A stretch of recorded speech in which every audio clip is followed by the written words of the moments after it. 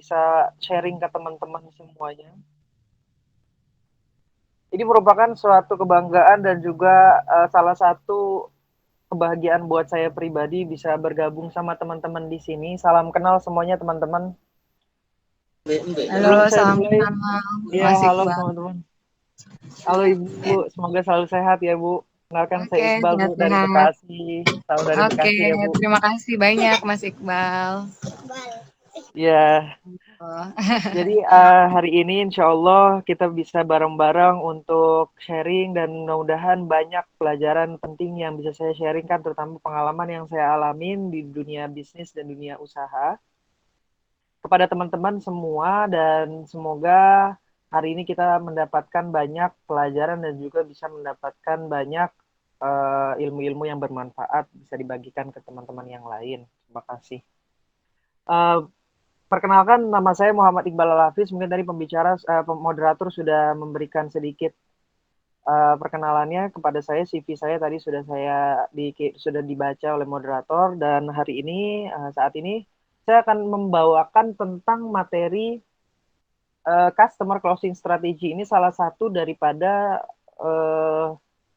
tujuan dari sebuah bisnis adalah closing. Closing itu kalau dibilang bisa lebih kepada cara kita untuk bisa menjual barang atau jasa, yang dimana jasa ini nantinya bisa membuat kita menjadi lebih mendapatkan profit, yang dimana profit tersebut akan dijadikan oleh perusahaan sebagai sarana untuk lebih bisa meminimalisir kerugian daripada sebuah perusahaan. Apa sih yang disebut dengan customer closing strategy itu? Ini yang banyak orang tahu, bahkan teman-teman semua di sini kira-kira apa sih yang ada di pikiran teman-teman nih ketika teman-teman mendengar kata-kata customer closing strategy. Kalau dalam bahasa Inggris ini kan artinya customer itu pelanggan, closing itu adalah lebih kepada penutup. Nah, penutup di sini penutup penjualan ya, salesnya. Nah, strategi itu adalah strategi, artinya gimana caranya teman-teman bisa untuk lebih bisa menutup penjualan dengan baik terhadap sebuah pelanggan. Nah, di sini ada strateginya. Kira-kira teman-teman di sini ada yang mau sedikit sharing nggak sih, kayak misalnya apa sih yang disebut dengan customer closing strategy?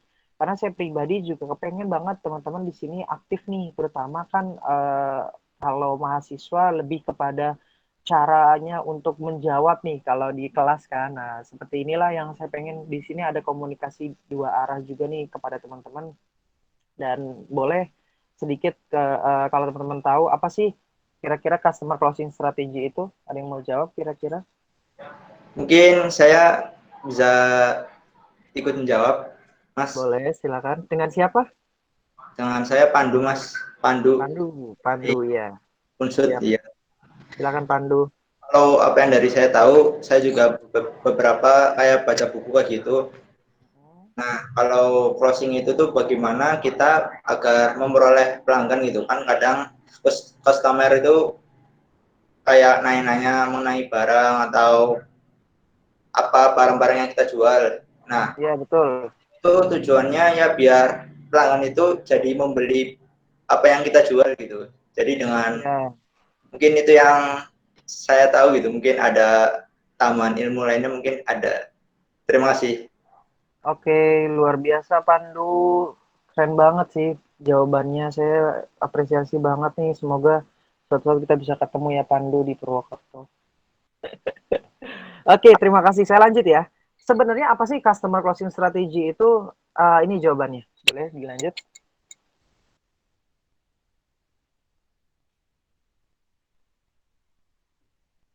Customer closing strategy itu ya intinya gimana caranya kita membuat sebuah omset yang besar kepada sebuah perusahaan, terutama ujung tombak dari sebuah perusahaan adalah marketingnya. Nah, disinilah gimana caranya kita bisa yang namanya menguasai lebih kepada apa yang diinginkan oleh konsumen dan yang apa yang dibutuhkan oleh mereka. Kemudian disitulah kita bisa ngebuat sebuah lebih kepada tujuan dari sebuah perusahaan adalah marketing, yaitu penjualan sebanyak-banyaknya. Di sini ada 10 strategi, dari sinilah saya banyak belajar tentang perusahaan-perusahaan besar, kenapa mereka tetap bisa menggaji karyawannya, ternyata mereka tetap bisa yang namanya untuk menghidupi karyawannya, bahkan operasional, keuangan, kemudian marketingnya, hidup semuanya adalah karena ujung tombaknya itu salesnya. Nah, sales itu bisa di mana-mana, ada yang di mungkin dalam ranah yang lebih besar kayak di mall, atau misalnya ada yang di pasar, ada juga di pinggir jalan, itu juga di salesnya. Sales di sini adalah penjualan. Mungkin teman-teman nanti akan lebih banyak belajar juga ke depannya kalau teman-teman ngelihat banyak transaksi penjualan, apalagi sekarang sudah online, itu yang ngebuat persaingan semakin ketat. Di sini kita punya strategi-strategi khusus yang dimana saya pun pribadi dengan tim saya itu kepengen banget punya strategi di mana kita lebih fokus kepada konsumen, apa yang dibutuhkan konsumen dan apa yang diinginkan oleh konsumen kita bantu penuhi, seperti itu. Lanjut ya, boleh lanjut gak? Masih masih semangat gak nih teman-teman? Oke, di sebelumnya boleh semangat ya. Teman-teman lemas banget nih. Oke, kita semangat ya. Oke, lanjut. Kenapa sih harus belajar closing? Oke, saya bantu. Kenapa harus belajar closing? Closing ini adalah salah satu dasar dari sebuah penjualan. Artinya, di dalam closing itu nanti teman-teman akan belajar gimana mengetahui karakter-karakter dari calon pembeli. Nah, calon-calon pembeli ini biasanya mereka datang ke sebuah toko atau ke sebuah marketplace, kalau saya bilang lebih kepada online, toko online, karena mereka melihat review. Review itu adalah mereka merasa ada pengalaman yang baik yang mereka dapatkan ketika mereka berbelanja, maka mereka akan merepeat order. Nah, repeat order di sini adalah mereka akan membeli lagi apa barang yang kita jual, bahkan mereka butuhkan. Kita harus tahu juga nih karakter konsumen. Nah, disinilah yang saya bilang closing ini lebih kepada mengetahui karakter daripada konsumen, kemudian kita memenuhi apa yang dibutuhkan oleh konsumen tersebut. Nah, teknik closing pun saya pelajari berdasarkan pengalaman saya di dunia retail, yaitu di Oppo dan Samsung, bahwa dua cara ketika kita ingin bisa closing lebih banyak adalah yaitu kita harus menguasai sisi emosionalnya, dan juga kita harus bisa bertanya, sering-sering bertanya kepada konsumen kita apa yang mereka butuhkan, apa keluh kesah mereka, dengarkan, pahami, dan penuhi apa yang mereka inginkan. Seperti itu. Lanjut. Oke, nah ini nih yang saya sering banyak saya bikin kesal juga nih. Setiap saya ketemu konsumen, pasti konsumen kebanyakan diem. Kebayang nggak teman-teman nih jalan-jalan ke mall, kemudian teman-teman ingin membeli suatu barang, contohnya misalnya handphone, teman-teman datang ke toko tersebut, tapi teman-teman sebenarnya udah tahu mau beli apa. Tapi kita sebagai sales itu harus bisa upselling. Upselling di sini adalah gimana cara meningkatkan penjualan dari yang tadinya teman-teman ingin membeli barang yang harganya hanya 5 juta, tapi karena kita dari sales punya yang namanya teknik ini, maka kita bisa membuat teman-teman yang tadinya mau membeli 5 juta, barang yang harganya 5 juta menjadi 10 juta. Di sini caranya adalah punya database konsumen, teman-teman. Dengan mengetahui keseharian mereka melalui sosial media mereka. Nah, kalau saya menyimpan database hampir ribuan. Nah, database ini sering saya follow up. Ketika misalnya kondisi daripada traffic, misalnya di mall atau di tempat-tempat online saya lagi sepi. Saya suruh tim saya untuk bisa yang namanya belajar memfollow up. Mau follow up di sini adalah nggak sembarangan teman-teman. Kita harus tanyakan, nggak cuma yang namanya kita tanya gimana Pak untuk pemakaian barangnya. Tidak, tapi lebih kepada bagaimana kabarnya, bagaimana pekerjaannya, bagaimana misalnya kuliahnya. Kita tanya kehidupannya. Agar apa? Agar kita masuk ke dalam kehidupannya dan kita bisa menjadi solusi daripada masalah-masalah yang dialami oleh konsumen kita. Jadikan konsumen teman, jadikan konsumen sebagai orang yang bisa mengerti kondisi kita, maka kita akan mendapatkan apa yang kita inginkan dan konsumen pun merasa senang dengan pelayanan kita.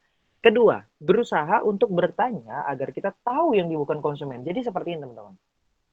Yang saya bilang ya, bukan orang yang hebat kalau kita hanya bisa menguasai jawaban. Kita harus bisa menguasai pertanyaan. Apa sih pertanyaan yang pertama yang harus kita kuasai? Pertama, kita tanyakan kepada mereka, apa sih yang mereka rasakan ketika memakai produk itu? Nah, itu pertama. Kedua, apa sih yang masalah yang sering timbul ketika mereka memakai produk itu?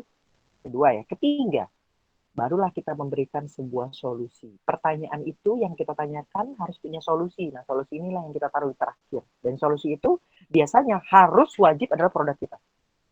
Misalnya, saya kasih contoh. Ketika saya punya sekolah mentor Indonesia, banyak teman-teman di sini yang pengen belajar tapi biayanya tidak ada. Masih merasa bahwa saya belum bekerja, saya belum punya biaya. Oke, saya bantu dengan apa? Dengan trik-trik menarik apa sih yang bisa kita mulai berbisnis saat masih sekolah, masih kuliah. Saya bisa bantu. Setelah menghasilkan, buat teman-teman bisa yang namanya memberikan manfaat dimanapun teman-teman berada. Dan saya pribadi memberikan solusi berdasarkan pengalaman yang saya alami selama saya di dunia retail, pekerjaan, di dunia bisnis yang saya alami. Yang ketiga terakhir adalah mau mendengarkan konsumen. Nah ini, konsumen seneng banget didengarkan. Mereka nggak suka yang namanya kalau kita terlalu banyak berbicara. Ada waktunya berbicara. Ada waktunya kita mendengarkan. Disinilah kita namanya kalau saya bisnis itu empati. Mendengarkan. Konsumen hanya ingin didengarkan agar merasa dihargai. Wajib teman-teman harus menguasai ini. Teman-teman di organisasi, kalau teman-teman hanya menguasai bidang yang, kalau saya bilang public speaking, itu salah besar teman-teman. Teman-teman harus menguasai bidang yang saya sebut dengan empati. Empati di sini, teman-teman bisa mendengarkan apa keluh kesah daripada anggota-anggota teman-teman. Itu nanti mempelajari yang kalau saya bilang konsumen saat teman-teman nanti di dunia bisnis. Karena di dunia bisnis kita nggak bakal jauh dari yang namanya konsumen. Kita nggak akan jauh dari yang namanya orang-orang yang bisa mendukung bisnis kita, sales kita, penjualan kita, mendukung yang namanya hubungan kita dengan partner. Partner di sini yang saya bilang adalah orang-orang yang dimana mereka-mereka bisa yang namanya memberikan revenue. Nah, revenue ini kembali lagi yang kalau saya bilang adalah pendapatan dari sebuah perusahaan. Cukup jelas ya teman-teman. Lanjut. Oke. Tips closing. Saya nanti akan sedikit benar-benar sharing berdasarkan pengalaman nyata saya yang saya alamin. Yang pertama adalah mengetahui bahwa orang bisa dipengaruhi dari sisi emosional. Oke, teman-teman tahu nggak sih kalau 70% dari keputusan pembelian itu adalah dari sisi emosional. Apa yang dimaksud sisi emosional? Seperti ini, saya akan sedikit kasih contoh. Saya akan bertanya kepada tadi yang menjawab pertanyaan saya. Siapa namanya? Boleh? Pandu Mas, Pandu. Pandu, coba saya pengen sedikit sharing sama kamu Pandu. Saya mau tanya satu hal kepada kamu. Ketika kamu tidak mengenal saya, gimana menurut kamu bisa nggak saya mengetahui apa yang kamu suka dalam waktu hanya dalam waktu singkat? Kira-kira bisa nggak? Kalau dariku nggak bisa Mas, karena Nggak kadang bisa. mengenal seseorang itu kan butuh waktu gitu, dan Betul. kemampuan orang beda-beda. Iya, siap. Tapi kembali lagi yang saya bilang, kita mencari sebuah emosional. Nah, emosional ini adalah persamaan Pandu. Nah, coba bayangkan sekarang Pandu datang ke sebuah misalnya kita ada project bisnis, kemudian kita ketemu. Nah, Pandu kalau boleh tahu suka dunia bisnis atau Pandu punya bisnis kah? Suka dunia bisnis suka, tapi kalau punya bisnis belum, ya belum. Belum ya. Oke, tapi apa sih hobinya Pandu sebenarnya yang biasa Pandu lakukan kalau lagi waktu-waktu luang? Kalau hobi ya, apa ya? Ya mencari informasi atau sebenarnya kalau misalnya ada teman ngobrol atau main olahraga kayak basket atau jogging gitu mungkin. Wah, itu kok bisa sama ya? Nah, di situ ngebangun sebuah trust bahwa kita tuh sama loh. Kapan-kapan kita jogging bareng yuk, kapan-kapan kita main basket bareng yuk. Saya nanti pengen loh belajar sama kamu. Nah, itu aja ngebuat Pandu pasti mikir, wah boleh nih ya kan? Karena hobi yang bisa kita sharing ke teman, ke orang yang baru kita kenal itu ngebuat kita lebih dekat Pandu. Iya, jadi itu salah satu yang saya bilang tadi, emosional. Nah, kalau 70% emosional, maka 30%-nya apa? 30%-nya itu kalau saya bilang adalah sisi rasional. Nah, rasional itu seperti apa? Kayak harga. Harga itu misalnya harga yang ditawarkan barang tersebut, kemudian kayak misalnya warna. Warna itu lebih kepada apa sih? Misalnya mereka mau warna apa barangnya atau tipenya apa. Nah, itu rasional. Terakhir adalah dua ya, menanyakan apa yang bikin konsumen. Oke, bertanya yang saya bilang tadi.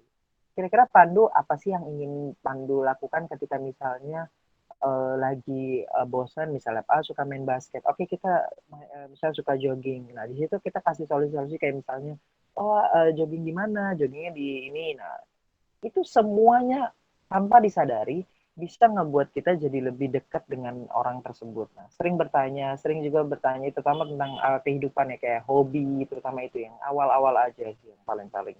Atau nggak jauh-jauh nih, pasti nggak jauh kayak gini.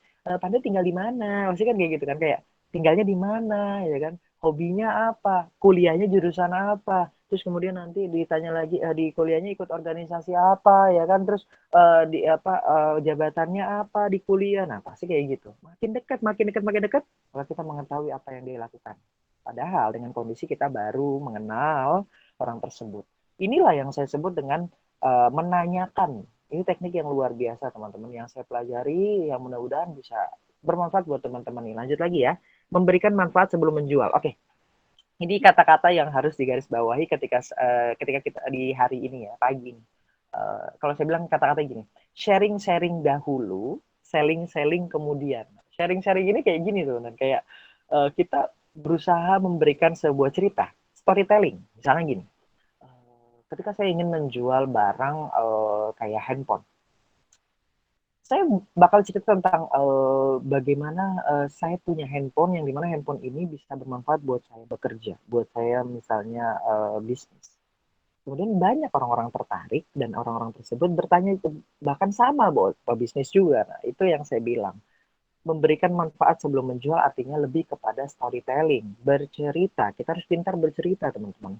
Public speaking dan storytelling itu berbeda. Public speaking hanya menyampaikan, tapi storytelling lebih kepada emosional yang saya bilang hubungannya dengan emosional tadi. Kita memberikan suatu pengalaman real, nyata dalam hidup kita yang dimana bisa disinkronisasikan kepada pembeli dan calon konsumen kita. Lanjut. Oke. Selanjutnya adalah semakin banyak penolakan, semakin besar closingnya. Wah, iya. Kalau teman-teman mau tahu ya, sebelum saya bisa bekerja, saya lulusan SMA tahun 2016. Kebayang teman-teman, saat itu bukannya saya tidak mau kuliah, ya. Saya dari semenjak lulus SMA ditolak berkali-kali dari pertama ya.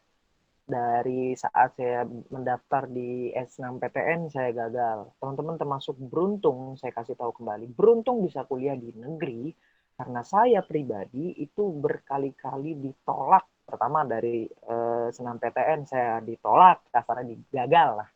Kedua, dari SBMPTN saya gagal. Kedinasan juga saya dicoba di IPDN saya gagal. Mandiri pun saya di UIN Bandung saya gagal. Apa yang saya lakukan saat itu? Kecewa dengan diri saya merasa itulah caranya untuk saya bisa lebih besar kemungkinan saya lebih sukses ketika saya sering ditolak atau gagal. Saat itu saya minta pendapat ibu saya. Jadi saya bilang gini ke ibu saya, abang sudah berkali-kali ditolak. Apa yang harus dilakukan, mas? Kata ibu saya, ya udah kamu kerja dulu aja. Nanti kalau kamu punya biaya atau kamu udah punya uang, boleh kamu kuliah. Saat itulah saya merasa bahwa perjuangan baru saja dimulai, teman-teman. Lulus SMA tanpa punya keahlian sama sekali, saya mencoba untuk mendaftar ke beberapa kayak misal kalau saya bilang itu pelatihan kerja, teman-teman. Dan saat itu di Bekasi ada namanya Kementerian Tenaga Kerja, itu di BPPLK, Badan Pelatihan Tenaga Kerja. Nah, saya berusaha untuk mengikuti tesnya. Ada kekhawatiran dari diri saya yang saya alami ketika saya ikut tes karena ribuan orang dari latar belakang sekolah menengah kejuruan ya. Mungkin kalau teman-teman teknik di sini banyak yang dari SMK atau SMA saya memahami banget. Kalau teman-teman basicnya dari SMK berarti bagus menyesuaikan, tapi kebanyakan pasti yang lintas jurusan ya, yang jurusannya apa, kemudian kuliahnya di mana, tapi nggak masalah. Yang penting kita bisa yang namanya kuliah, alhamdulillah. Ini garis besar daripada semakin banyak penolakan. Setelah saya ikuti daripada tesnya, alhamdulillah dalam waktu dari 1.000 orang yang diterima itu hanya sedikit, teman-teman, untuk dapat beasiswa itu. Beasiswa Kementerian Tenaga Kerja itu hanya sekitar 15 orang satu kelas. Nah, itu alhamdulillah saya lolos dan disitulah saya merasa bahwa alhamdulillah berarti saya bisa punya peluang untuk berhasil. Nah, lanjut apa sih yang saya alami setelah saya 3 bulan magang, 3 bulan pelatihan, 3 bulan magang di perusahaan pabrik ban, 3 bulan. Kemudian saya mencoba melamar pekerjaan. Tapi jalan tidak mulus, teman-teman. Kenapa saya bilang jalan tidak mulus? Saya lebih dari 100 kali ditolak oleh perusahaan, teman-teman. Sebelum saya bisa kerja dan saya bisa yang namanya diterima bekerja dan sampai saat ini saya punya bisnis.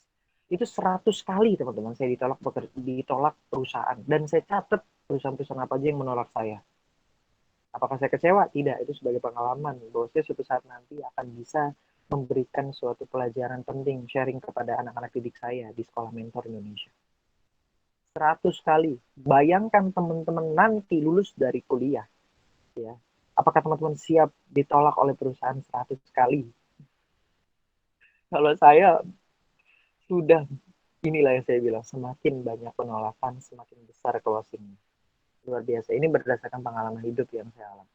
Mungkin bisa menjadi pelajaran penting ketika nanti teman-teman misalnya lulus kuliah, mau ngelamar kerja atau gimana, teman-teman kalau ditolak sekali 2 kali, jangan berhenti menyerah. Terus, ingat kata saya, kalau belum 100 kali, tandanya belum perjuangan. Itu masih basic. Jadi itu teman-teman ya. Memang yang saya alami memang mungkin berbeda dengan teman-teman nanti. Mudah-mudahan teman-teman lebih sukses, lebih cepat juga mendapatkan apa yang teman-teman inginkan setelah lulus dari kuliah. Nah, kalau bisa lebih cepatnya sebelum saat masih kuliah, teman-teman bisa lebih sukses daripada yang saya bilang. Semakin banyak penolakan, semakin besar closingnya. Kenapa? Ya karena penolakan itu adalah bagian daripada apa? Suksesan. Semakin kita sering ditolak, semakin gagal, semakin kita besar closing, artinya semakin besar kita bisa mendapatkan apa yang kita inginkan. Jadi jangan pernah menyerah, jangan pernah fokus kepada negative thinking, kita fokus kepada positive thinking, kita fokus kepada apa yang bisa membuat perubahan dalam hidup kita. Lanjut. Oke.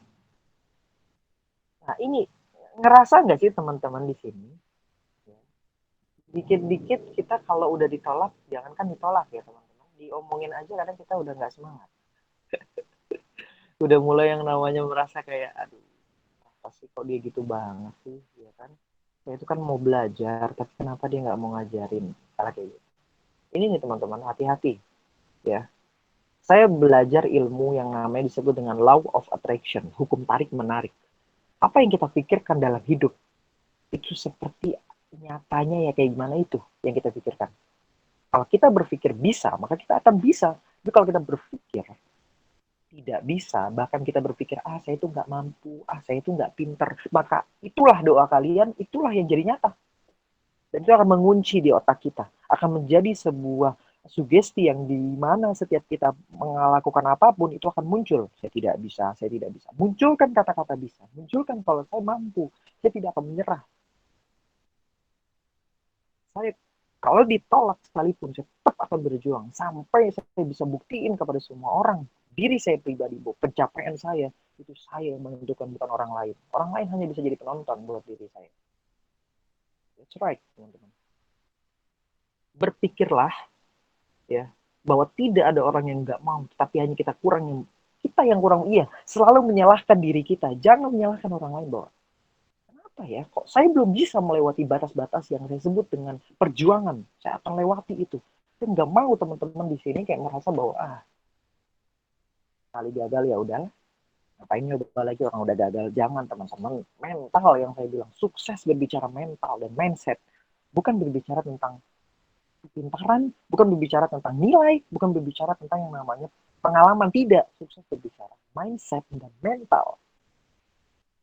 Dua itu yang jadi faktor yang menurut saya akan merubah hidup teman-teman dan hidup saya pribadi, teman-teman. Kedua, fokus di satu bidang. Oke, dari sejak lulus dari sekolah sampai sekarang pekerjaan saya fokus kepada marketing. Marketing di sini adalah saya udah hampir lebih dari 4 tahun di dunia bisnis, terutama di dunia marketing. Lompat sana lompat sini di beberapa perusahaan. Yang saya bilang ke teman-teman, ketika teman-teman kuliah, fokuslah pekerjaan yang nanti teman-teman cari, fokuslah seperti apa yang teman-teman lakukan di kuliahan. Bayangkan 4 tahun kuliah teman-teman, saya aja 4 tahun kerja, itu kalau bisa dibilang, kalau teman-teman kayak teman-teman nih, udah sarjana, ya kan? Tapi nggak ada tuh sarjana sales tuh nggak ada. Sales itu nggak ada sarjananya. Makanya yang ada marketing, pemasaran. Teman-teman bersyukur 4 tahun teman-teman di dunia mahasiswa, di dunia kuliah, teman-teman akan mendapatkan ilmu yang setara dengan apa yang didapatkan oleh orang-orang yang sudah lulus. Oke? Tapi ingat terus cari pengalaman, cari orang-orang yang lebih hebat dari teman-teman. Jangan pernah berpikir profit di awal, tapi manfaat dulu dan berpikir kamu ikuti. Oke, saya akan cerita ini. Kenapa saya berani ngomong berbicara tentang jangan pernah berpikir profit? Oke, ketika saya lulus dari SMA, saya ditelepon oleh kepala sekolah untuk mengajar. Saya tanya sama kepala sekolah saya, Pak, kenapa saya? Saya bukan orang pintar, saya bukan orang yang hebat, apalagi ranking di sekolah. Kenapa saya dipilih untuk mengajar? Mengajar di sini adalah saya sampai saat ini mengajar rohis dari lulus 2016. Bayangkan teman-teman, ya, 2016 baru lulus SMA ngajar anak-anak SMA.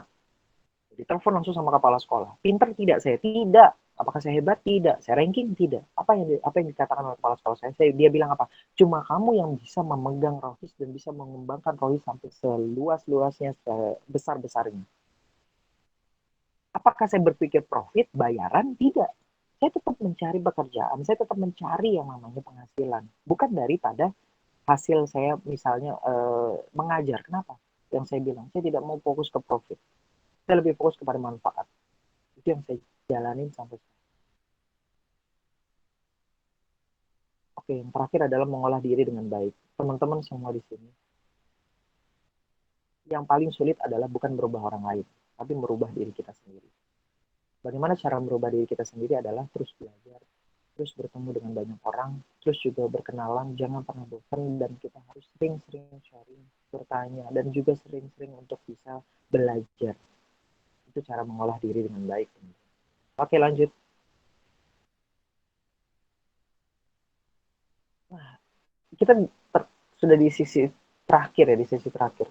Terima kasih teman-teman atas perhatiannya. Semoga apa yang saya sampaikan ini singkat ya, tapi insya Allah teman-teman bisa mengambil banyak pelajaran. Nah, kalau teman-teman ingin mendapatkan lebih lagi, teman-teman bisa nanti sharing, misalnya mau minta kontak person saya, boleh nanti ke panitia. Teman-teman bisa konsultasi secara gratis sama saya. Saya nggak akan mengeluarkan biaya kepada teman-teman. Saya pengen teman-teman itu sukses melebihi daripada apa yang saya sampaikan. Seperti itu. Terima kasih teman-teman atas waktu dan tempatnya. Semoga teman-teman selalu sehat dan bahagia selalu. Banyak rezekinya. Oke. Assalamualaikum warahmatullahi wabarakatuh. Waalaikumsalam warahmatullahi wabarakatuh. Waalaikumsalam warahmatullahi wabarakatuh. Nah, itu dia tadi penyampaian materi oleh Mas Iqbal. Jadi Mas Iqbal ini materinya tentang customer closing gitu ya. Jadi strategi khusus untuk menarik konsumen lebih banyak gitu. Dengan cara apa? Dengan cara tadi yang paling utama itu mengetahui karakter dari konsumen itu gitu. Jadi kemudian setelah kita mengetahui karakter konsumen, lalu kita bisa nih memenuhi apa yang dibutuhkan oleh konsumen itu gitu. Oh iya, mengingatkan untuk teman-teman semua untuk mengisi absensi yang tersedia di kolom chat untuk pendataan sertifikat. Nah, selanjutnya kita masuk ke sesi diskusi. Nah, kita sesi diskusi pertama buat teman-teman semua yang ingin bertanya, langsung aja menulis nama di kolom chat, lalu setelah itu akan dipersilakan untuk bertanya. Boleh open mic, boleh juga untuk diketik saja di kolom chat. Silakan buat teman-teman semua yang ingin bertanya.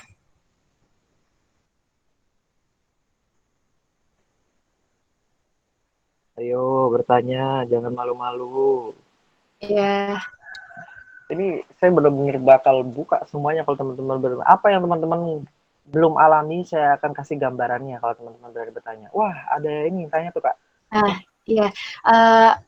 Mungkin langsung aja ya untuk Mas Adi Pangestu bisa open mic untuk menyampaikan pertanyaannya. Oke, baik. Terima kasih untuk moderator. Assalamualaikum warahmatullahi wabarakatuh. Waalaikumsalam. Saya di Pangestu ya. Jadi materinya sangat bagus dan sangat-sangat memotivasi sekali ya Mas. Jadi mungkin di sini saya juga seumuran sama Masnya ya. Saya juga sama-sama lulusan 2016 dan mungkin di sini perjuangan kita ya memang ya mungkin agak berbeda tapi sama-sama semangatnya untuk terus berjuang kayak gitu. Nah mungkin di sini saya pengen bertanya sih Mas, kan mungkin Masnya di sini sudah sangat berpengalaman lah ya, apalagi di dunia marketing ya gitu. Nah mungkin kan kalau untuk sekarang ini kan memang lebih kepada online ya, mungkin jadi kebanyakan bisnis online yang memang interaksinya itu lewat chatting dan lain-lain kayak gitu. Kebetulan saya juga menjalankan bisnis online juga kayak gitu. Nah kalau untuk terkait dari bisnis online sendiri, nah untuk ketika kita berinteraksi nih, kan misalkan tadi masnya ini kan bagaimana tentang emosionalnya. Kalau misalkan kita bertatapan secara langsung itu kan mungkin akan lebih dapat kayak gitu ya untuk terkait secara emosionalnya, secara empatinya ya gitu. Nah, bagaimana sih kalau misalkan kita membangunnya itu misalkan dari lewat chat kayak gitu? Karena memang sekarang kan eranya bisnis online pasti interaksinya kebanyakan akan lewat chat kayak gitu. Nah, itu bagaimana cara membangunnya? Karena menurut saya mungkin agak susah sih ya, agak susah.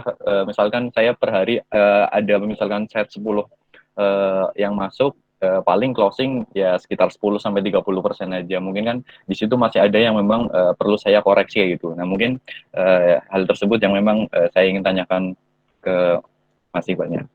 Terima kasih. Oke. Langsung dijawab nih, gimana, moderator? Iya, Mas Iqbal, boleh langsung dijawab aja. Oke, terima kasih Mas Adi Pangestu. Saya boleh bertanya sedikit Mas Adi. Mas Adi bisnisnya udah berapa lama? Kalau untuk yang sekarang ini saya sedang merintis lagi itu baru sekitar 3 atau 4 bulan. 3 atau 4 bulan. Oke, saya mau tanya Mas Adi sendirian atau ada partner? Kalau sekarang ada partner, cuman kebanyakan masih seringnya diurusnya kebanyakan sama diri saya sendiri. Oke, Mas Adi ngurusnya bagian apa aja? Customer service, salesnya juga, stok juga Mas Adi yang ngurus? Advertiser ya, saya kan di apa namanya ngiklan ya, ngiklan produk, terus ke CS juga saya sendiri. Terus paling untuk dengan rekan itu lebih ke kayak barangnya, packingnya gimana gimana gitu. Tapi kalau untuk terkait dari pengiklanan, marketingnya, terus juga customer service-nya saya sendiri. Oke, jadi gini Mas Adi, saya simpel aja ya mau kasih tahu Mas Adi. Kenapa salesnya Mas Adi dari 100% itu cuma 10-30%? Menurut saya satu faktornya adalah belum fokus dan juga masih kita mengandalkan diri sendiri. Yang saya bilang ke Mas Adi, dalam bisnis, pebisnis dan pedagang itu berbeda Mas Adi. Pedagang itu fokus kepada salesnya, pebisnis fokus kepada timnya. Nah, kembali lagi yang saya bilang, mungkin PR besar yang harus dilakukan adalah gimana membangun tim. Gimana caranya kita bisa training orang, kita bisa mengajak kerjasama orang, memberikan sebuah solusi daripada masalah yang orang alami, terutama kita perbaiki dulu dari internalnya, Mas Adi.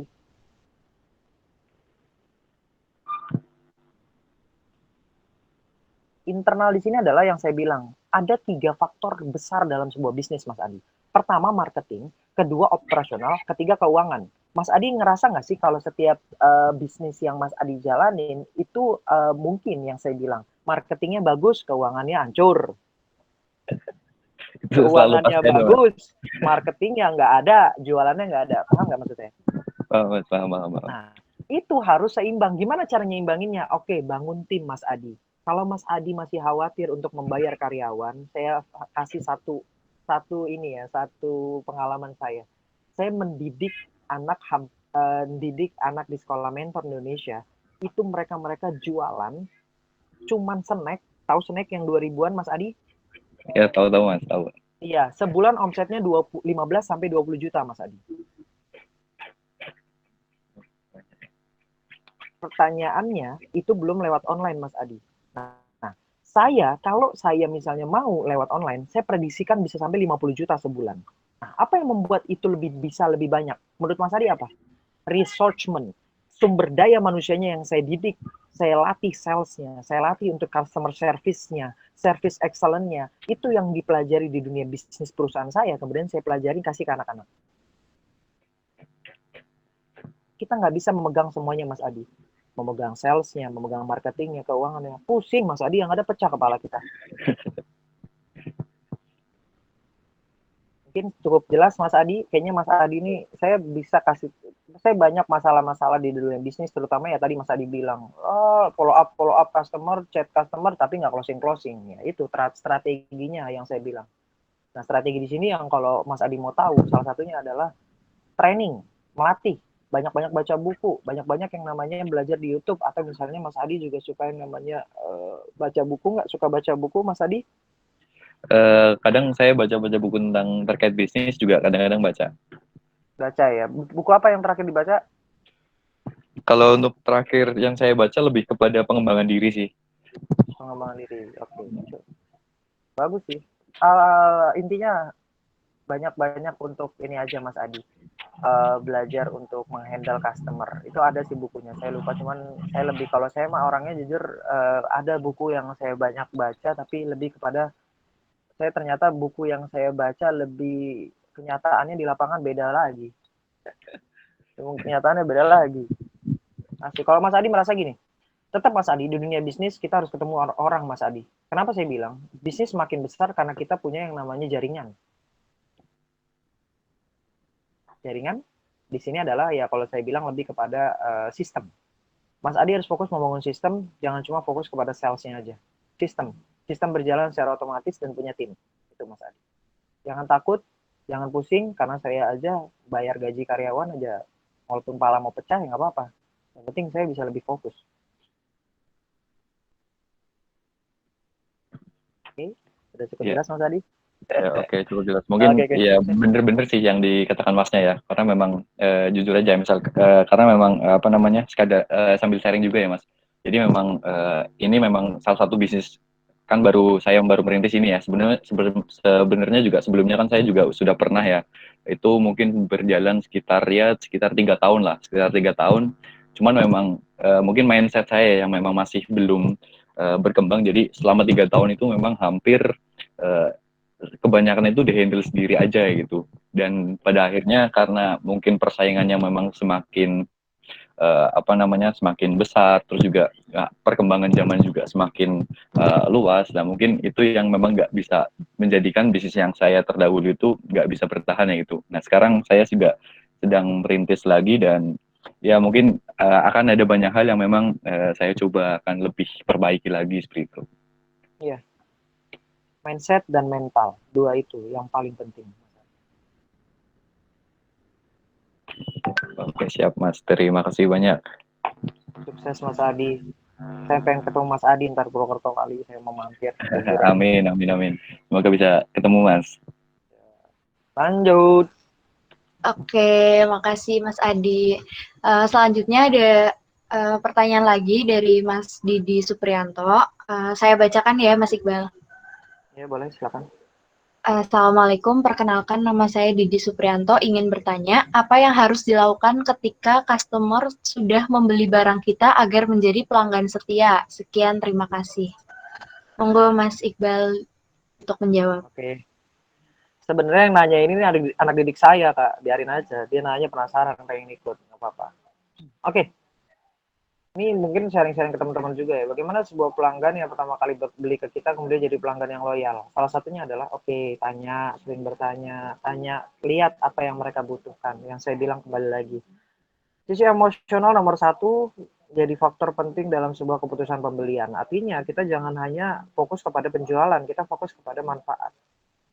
Jadi yang saya bilang tadi, pertanyaan daripada Didi, menurut saya adalah salah satu faktor utama ketika kita ingin memiliki revenue pendapatan besar adalah kita sering follow up. Follow up di sini adalah bertanya, menanyakan kabarnya, menanyakan bagaimana produk yang dipakai, apakah sudah baik, apakah ada keluhan, apakah ada kendala-kendala yang dialami nih Kak. Nah, intinya kita sering bertanya dan bisa memberikan sebuah solusi kenyamanan kepada konsumen yang terutama bisa membuat konsumen tersebut lebih loyal kepada kita. Intinya itu Kak.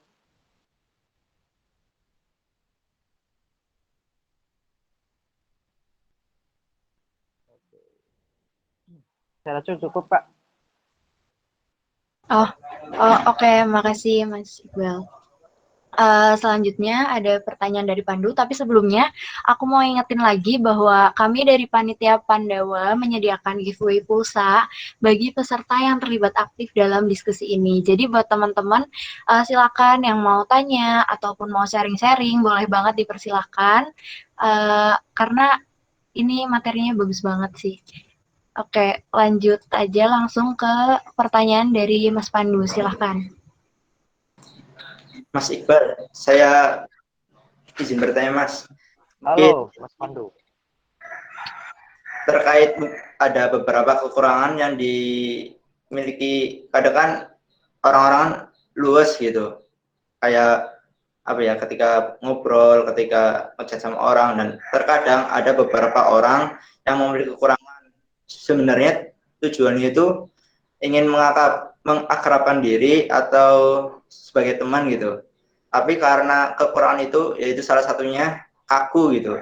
Jadi kadang mungkin customer itu menganggap kita itu apa sih, karena mungkin punya karakter yang kaku, jadi mungkin karena hal itu, karena kekurangan yang dimilikinya, susah untuk mendapatkan closing gitu. Nah, mungkin ada saran atau motivasi atau tips apa atau yang lainnya gitu. Terima kasih.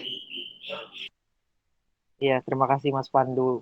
Saya melihat banyak potensi-potensi dari orang-orang yang merasa dirinya lemah. Saya selalu mendidik anak-anak saya untuk fokus kepada kelebihan daripada apa yang kita bisa keluarkan dari zona nyaman, Mas Pandu. Mas Pandu, saya mau tanya sedikit sama Mas Pandu. Apa sih barang apa yang Mas Pandu jual dan sampai sekarang belum laku? Ya, nggak ada, nggak ada, belum ada. Ya, Tapi oke, belum ada ya. Coba Mas Pandu mulai dari sekarang. Saya dari dulu Mas Pandu orangnya pemalu Mas Pandu. Saya nggak seperti ini Mas Pandu. Ini saya seperti ini karena keadaan, karena pengalaman. Nah itu intinya. Banyak teman-teman di luar sana minder Mas Pandu. Ngeliat nih, wah dia mah pintar ngomongnya. Nah, yang saya bilang tadi Mas Pandu, fokus kita kepada diri kita, bukan kepada orang lain. Kalau saya memiliki kalau saya seperti Mas Pandu, saya membayangkan saya seperti Mas Pandu nih, bertanya kepada seorang narasumber. Narasumber itu pun dulunya sama kayak Mas Pandu, masih malu-malu, masih ngerasa minder, masih ngerasa kayak kalau saya bilang itu nggak percaya diri ya Mas Pandu. Tapi ingat Mas Pandu, gengsi tidak bisa ngebuat kita makan. Gengsi nggak akan ngebuat kita bisa yang namanya dipercaya orang. Ditambah lagi kalau kita merasa kita nggak percaya diri, bagaimana kita mau memberikan sebuah keyakinan kepada orang lain kalau kita aja nggak percaya sama apa yang kita jual? Bagaimana itu bisa terjadi? Closing itu yang saya bilang ke Mas Pandu adalah pelajari produknya, pelajari diri kita, kekurangan kita, kelebihan kita apa, maka kita tahu di mana sisi baik yang kita bisa ambil dan kita kembangkan, Mas Pandu. Saya melihat semua itu berdasarkan psikologi juga, Mas Pandu. Dalam hal bisnis, kita harus menguasai psikologi. Ketika saya berbicara dengan orang pun, saya merasa bahwa saya nggak bisa sering berbicara terus. Saya harus mendengarkan. Penghayatan artinya apa? Menghargai, Mas Pandu. Saya melihat banyak potensi yang Mas Pandu bisa kembangkan. Sudah tahukah apa kelemahan dan kelebihan Mas Pandu? Sudah tahukah? ya Mas, kadang introspeksi diri gitu, banyak introspeksi diri, oh kekurangan saya ini. Terus mencari solusi kadang susah juga untuk apa mengatasi kekurangan gitu, karena memang udah jadi karakter ya, seperti itu. Ya mungkin itu Mas. Mas Pandu mau saya kasih solusi yang terbaik nggak? Agar Mas Pandu bisa keluar daripada karakter-karakter yang Mas Pandu takuti sekarang. Monggo Mas, mungkin ada beberapa teman-teman yang lain juga seperti saya, mungkin salah satunya. Iya, menurut saya adalah ubah lingkungan, ubah yang namanya circle pertemanan, dan ubah maka cara berpikir Mas Pandu akan berubah. Saya Mas Pandu berkumpul dengan para karyawan ya cara berpikir saya karyawan. Tapi ketika saya berkumpul dengan para pebisnis, maka cara berpikir saya sudah seorang pebisnis. Seperti itulah yang dialami oleh kita di masa-masa sekarang. Dengan siapa kita berkumpul, maka dengan itulah hasilnya sama dengan mereka-mereka yang berkumpul dengan kita. Penghasilan kita ditentukan oleh 5 orang terdekat dari kita. Misalnya, yang saya bilang Mas Pandu, kalau Mas Pandu berteman dengan 5 orang yang penghasilannya 100 juta tiap bulan, maka Mas Pandu nggak akan mustahil bisa punya penghasilan sebesar itu. Jadi siapa yang kita berkumpul, itulah yang menentukan cara berpikir kita, rezeki kita, kemudian juga masa depan kita, Mas Pandu. Saya meyakini itu dari sekarang. Saya berkumpul dengan orang-orang hebat. Termasuk Mas Pandu ngobrol sama saya sekarang. Kita nggak pernah tahu bagaimana apa yang saya punya, apa yang saya alami, tapi Mas Pandu bisa melihat jangka panjang apa yang harus Mas Pandu lakukan nanti ke depannya. Berkumpul dengan orang-orang yang lebih hebat dari kita, jangan minder, fokus kepada apa kekuatan kita, dan kita sering-sering sharing apa sih masalah-masalah kita. Itu pasti banyak solusinya, Mas Pandu. Mungkin itu sih yang bisa saya kasih tahu Mas Pandu. Mudah-mudahan bermanfaat ya, Mas. Ya, sangat bermanfaat, Mas. Terima kasih banyak. Jadi ini belum ada yang bertanya lagi, mungkin saya ada satu pertanyaan lagi, Mas. Mengenai closing. Closing boleh, Mas Pandu. Mungkin saat closing itu kita perlu tahu, mencari tahu karakter-karakter atau database dari para customer. Nah, mungkin saya sedikit menganalisis bahwa kadang kita tuh kepekaan kita mungkin kayak kurang gitu. Jadi ketika kita ngobrol dengan mereka atau kita kayak ngechat dengan mereka di WA gitu, dan mereka itu ada sisi lain senang, tapi mungkin ada beberapa orang yang misal ini siapa sih kayak keganggu gitu. Jadi mungkin kegagalan dari closing itu mungkin salah satunya dari itu, Mas. Mungkin bisa dijelaskan. Yang jadi masalah adalah cara membukanya. Oke. Mulailah dari sekarang kalau kita ketemu kita ngechat orang itu dengan kata-kata yang misalnya contoh ya. Memberikan salam. Memperkenalkan diri. Jangan yang sekarang itu kan ya kan. Aduh, apa itu coba. Ada nih kemarin tuh. Saya kaget juga tuh nanya ada lowongan Pak. Apa coba? Kalau misalnya bayangkan teman-teman ini seorang pengusaha nyari karyawannya calon karyawan teman-teman itu kayak gitu. Dari chatnya aja kayak gitu. Gimana kerjanya? Gimana dia mau yang namanya bisa closing kalau mereka memulainya saja udah nggak benar kalau saya bilang itu. Pokoknya hindarilah kata-kata yang terlalu menyepelekan gitu. Salam, perkenalkan diri, jangan jauh-jauh ya. Dosen kalian aja kalau misalnya kalian nanya tugas doang, wah ditendang kalian. Udah pasti kalau enggak ditendang sih. Kalian langsung nilainya. Nah, coba itu.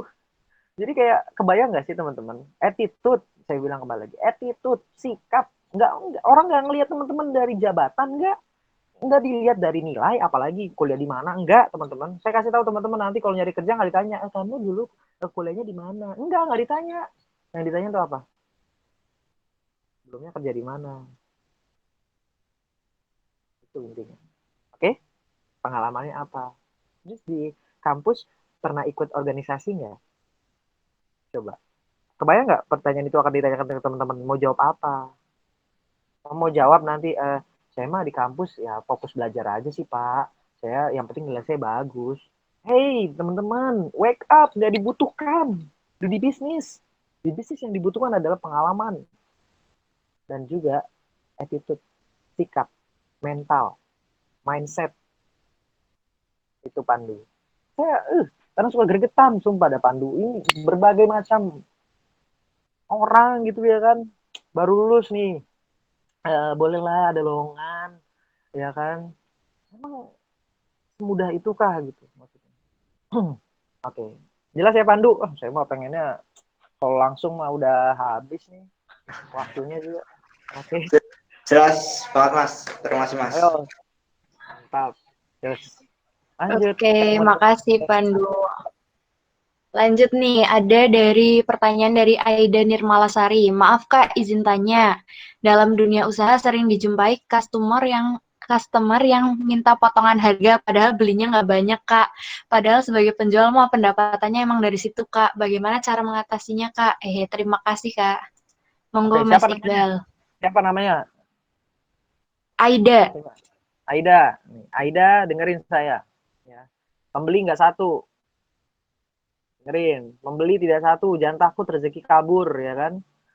Nah, udah intinya saya lebih sering ketemu customer minta diskon di bawah harga modal. Ya. Apa cara saya yang saya lakukan apa yang saya omongin ke customer itu, ingat kita sales itu lebih pintar harusnya daripada pembeli, betul nggak? Teman-teman di sini harus tahu ini. Kalau ada orang nawar, bilang aja gini, Kak mohon maaf, itu modalnya aja nggak masuk. Ke pasar digituin nggak?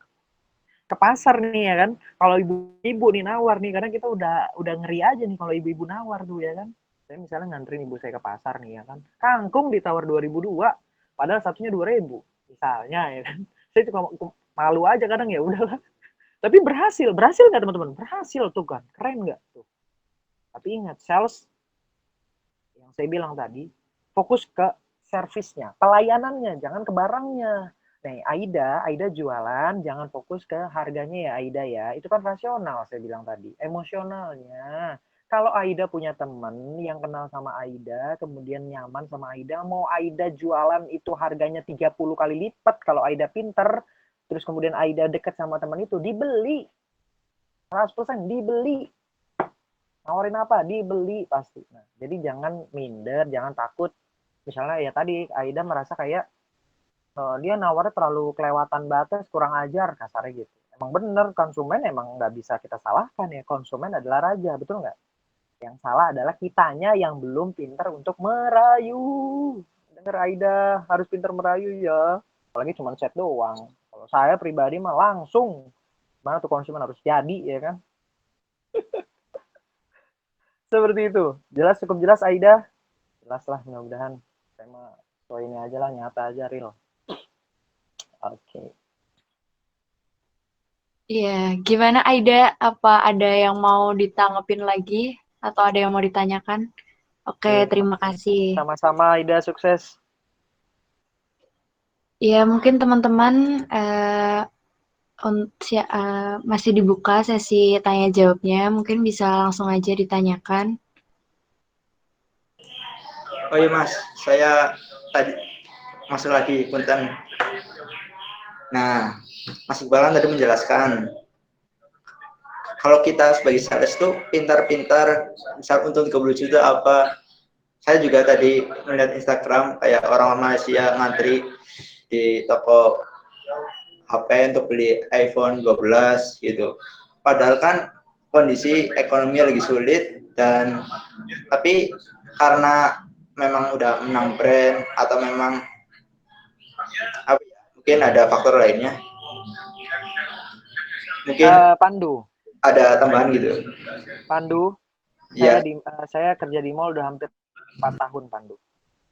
Saya melihat setiap tahun iPhone selalu nomor 1. Kenapa? Dia membangun brand emosional, Pandu.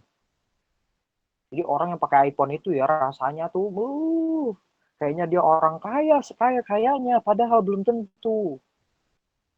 Jadi anak-anak muda zaman sekarang itu mengutamakan brand. Paham Pandu? Brand. Mulai dari sekarang, ya, bayangkan Pandu punya brand baju namanya Apple. Coba, brand baju namanya Apple yang biasanya dijual 100.000, 1 juta, laku nggak? Bisa laku kalau brandnya kuat. Ngantri, bisa-bisa. Nah, pertanyaan saya Pandu, itu bukan lagi berbicara tentang closing Pandu, kalau itu berbicara tentang brand. Nah ini kalau saya Pandu mau tahu, marketing dan brand itu berbeda. Kalau brand itu adalah emosionalnya, jadi ngebangun siapa yang pakai ya dia paling hebat, dia paling kuat, paling kaya. Nah itu, jadi orang pakai iPhone itu merasa paling hebat, paling kuat, paling kaya.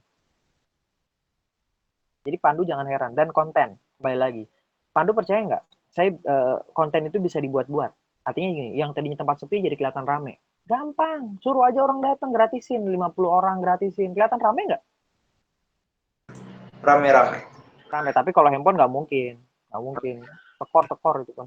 Maksudnya kalau makanan gitu kan kita kecil aja. Kalau udah berbicara tentang handphone, yang nggak heran saya Pandu lah itu di mall di Bekasi. Saya kan di Sumarekon Mall Bekasi itu ngantrinya dari sebelum buka mall, Pandu.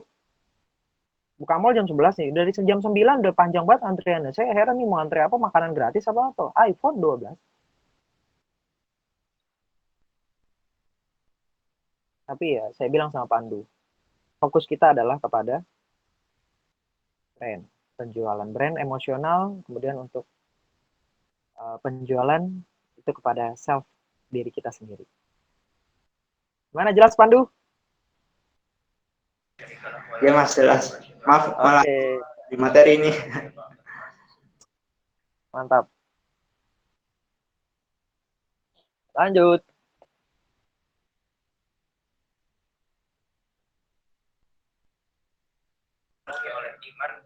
Mungkin belum ada yang bertanya atau ada yang mau sharing-sharing mungkin dari yang lainnya. Ya, boleh. Ini kebetulan moderator keluar, mungkin lagi jaringannya lagi kurang. Oke. Maka segala sesuatunya.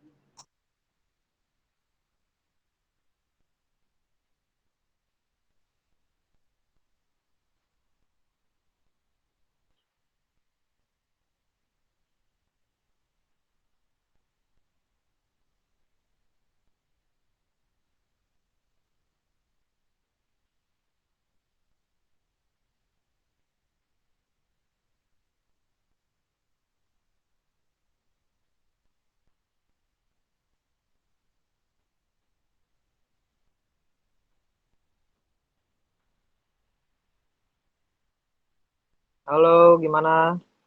Sorry Mas, tadi ada koneksinya keputus. Nggak apa-apa, nggak apa-apa. Tadi ada yang tanya lagi nggak ya? Kayaknya belum ada ya. Oh, izin Izin bertanya. bertanya, Alif Ya, Rohman. silakan. Silakan Mas Alif Rohman untuk bertanya. Ayo, masih ada waktu. Ya, Assalamualaikum warahmatullahi wabarakatuh. Waalaikumsalam warahmatullahi wabarakatuh. Waalaikumsalam warahmatullahi wabarakatuh. Ya, Mas Iqbal, saya izin bertanya. Kan misal nih, kita kan baru membuat suatu produk brand baru. Nah, ada cara-cara nggak sih misal biar brand kita itu menjadi tren lah gitu di antara masyarakat dan pembeli? Oke. Satu tips gitu. Mas Terima Alif, kasih. oke, saya jawabnya nggak bakal banyak-banyak. Mas Alif boleh cek di Instagram saya @juragan_ikraman. Mas Arif follow. Terus Mas Arif lihat bagaimana saya membuat bio Instagram itu terlihat lebih menarik. Lihat Mas Arif. Semua bisnis saya ada di situ. Nah, membangun sebuah brand itu dimulai dari apa? Media sosial, Mas Arif. Fokus ke Mas Arif sekarang adalah membangun media sosial advertising gratis, bener nggak? Jadi gimana caranya Mas Alif sekarang dari sekarang itu mulai punya yang namanya media sosial khusus buat bisnis. Sudah punya kah? Sudah. Sudah. Apa namanya? Saya follow. Alif Rohman 159. Jadi saya yang follow kamu loh. Alif Rahman Aduh, malah kok 159. Alif Rahman 159. Ya itu Rohmannya kayak yang di sini namanya. Pakai ya, Rohman ya. Iya. Oh ya wes nih. Aku follow Mas Alif. Mas Alif ya nih tuh. Coba. Mas Alif fallback nanti Mas Alif lihat bagaimana bio saya di sana. Itu udah mencakup semua. Iya, aku follow Mas lah, biar Mas nanti bisa belajar juga sama aku. Lihat beberapa bisnis yang aku punya di sana. Oke, dan mulai dari memperbaiki media sosialnya, bionya, ya Mas Alif ya. Oke, Ya. kemudian bikin juga yang namanya komunitas Mas Alif masuk, tawarin. Ikutan follow Mas Iqbal, apa tadi namanya? Itu tadi @juragan_ikraman, @juragan_ikraman. Nanti moderator kasih tahu ya, @juragan_ikraman. Itu nama Instagram saya. Jadi biar teman-teman banyak belajar, saya suka sharing-sharing di sana juga. Nah, Mas Alif tadi udah paham ya? Jadi fokus ke media sosial ya Mas Alif ya. Iya. Ya, kalau Mas Alif bingung nanti Mas Alif ini japri saya DM aja ya Mas Alif ya. Saya kasih nanti ilmu-ilmunya lebih dari inilah. Oke, siap. Masuk ke komunitas Mas Alif, mulai jualin produknya ke komunitas-komunitas ya di kampus-kampus tuh. Oke. Pokoknya fokus ke salesnya aja ya Mas Alif ya. Makasih Mas Iqbal. Oke, sama-sama Mas Alif, sukses ya. Lanjut. Ada yang mau bertanya lagi kah?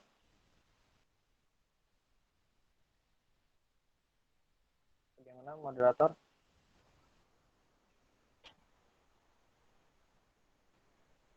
Iya, silakan buat teman-teman jika ingin bertanya, waktunya masih banyak, mungkin bisa dimanfaatkan apabila mau sharing ataupun mau bertanya. Ini paling saya cuma sampai jam 10:30 ya. Makasih Mbak Mas. Oke, sama-sama Nur Hasanah. Oh ya, oke. Iya. Saya mau ada meeting, lanjut. Minggu aja kerja loh. Ya inilah pengusaha kayak gitu.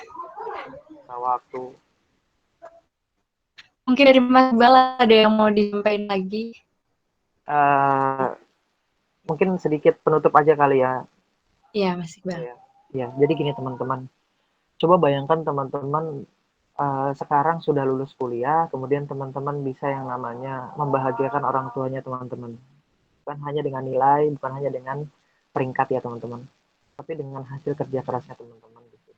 Saya melihat banyak potensi-potensi besar daripada anak-anak muda di Indonesia ya, terutama kita pribadi itu merasa bahwa kita pengen membahagiakan, kita pengen bisa ngebuat sesuatu yang lebih kepada keluarga kita di rumah. Jadi fokus kita adalah motivasi kita siapa? Keluarga. Keluarga itulah yang nanti akan membuat kita jadi lebih bisa semangat dalam bekerja, dalam kuliah. Jangan sia-siakan apa yang sudah dipercayakan kepada orang tua teman-teman, kepada diri teman-teman ya. Karena teman-teman beruntung sekali bisa kuliah tepat pada waktunya. Saya kuliah aja nunggu 2 tahun dulu teman-teman. Saya kerja dulu, punya tabungan, baru saya bisa kuliah. Jadi saya bersyukur apapun yang terjadi dalam hidup saya itu adalah salah satu penguatan besar yang ngebuat saya jadi lebih kuat dan juga bisa lebih belajar banyak, bisa sharing ke teman-teman. Kegagalan yang dialami adalah salah satu cerita-cerita yang besar nanti ke depannya.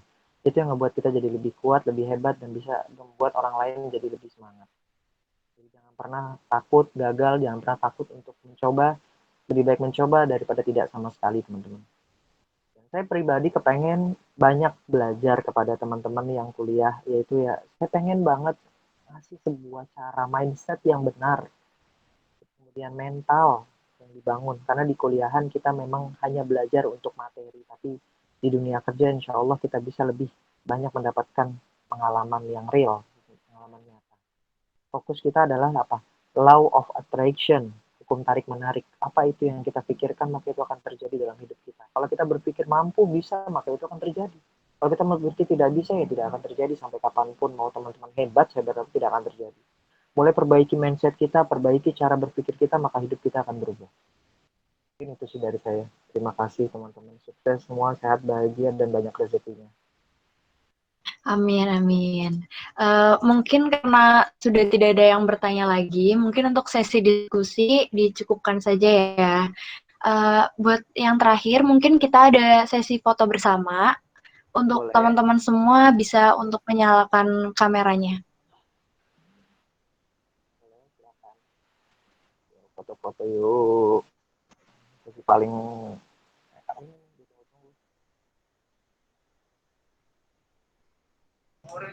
Salah sama Pak Salah atau ya. apa aja Apa yang ambil gambar? Ya boleh ambil gambar Pandu, nanti kirimnya ya. Pandu ya, aku mau lihat Pandu. Oh ya, siap Mas. Ya. Ini udah pada on cam belum sih, kok di aku gambarnya ini ya belum pada muncul. Oh sudah beberapa. Oh udah ya. Oh udah. Oke. Kayaknya jaringanku jelek. Oke, dihitung ya Pandu. Udah. Langsung aja Pandu. 1, 2, 3.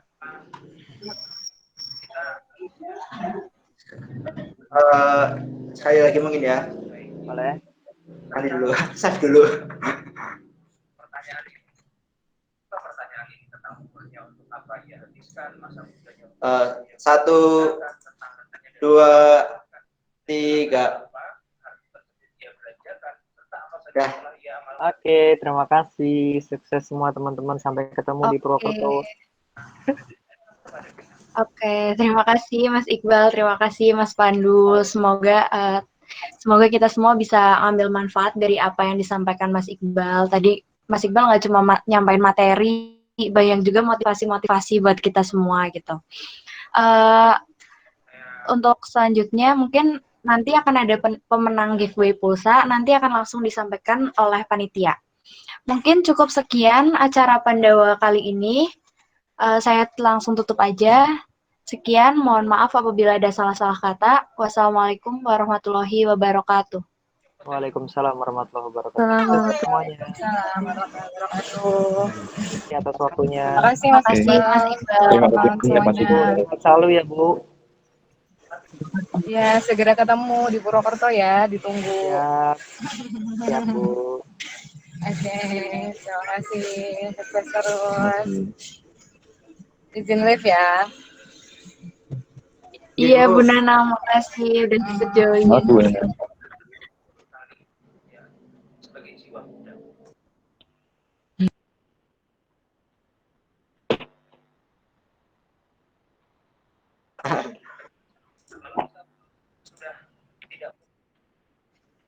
Halo Ida. Halo, sama. Ido join Gimana, cuma Dek? mau buat foto. Apa? Iya. Ido join cuma buat foto doang. Parah, parah, parah. Udah selesai, Dak. Udah, baru aja juga. Iya, MC. MC sama siapa, Dak? Sama siapa? Sama Sebi.